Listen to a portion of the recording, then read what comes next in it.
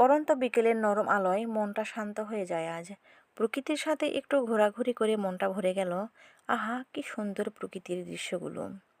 দিনের সমস্ত ব্যস্ততার পরে একটু শান্তি আর মিষ্টি সময়ের মানেই বিকেল।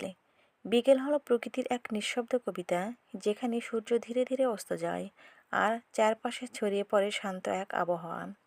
গোধূলির নরম আলো, মৃদু হাওয়া আর আকাশের রং বদলের এই মুহূর্তগুলো আমাদের মনে সৃষ্টি করে এক অপূর্ব প্রশান্তি। প্রকৃতির এই বিকেলবেলা সর্বদাই যেন হৃদয়ের কথা বলে দেয়। বিকেলের রোদ যখন নরম হয়ে আসে, তখন প্রকৃতিও ধীরে ধীরে শান্ত হয়ে যায়। মনে হয় জীবনটাও একটু ধীরে চলুক আজ।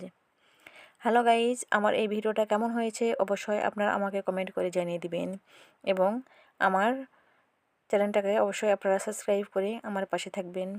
ভালো থাকবেন বন্ধুরা। আল্লাহ হাফেজ।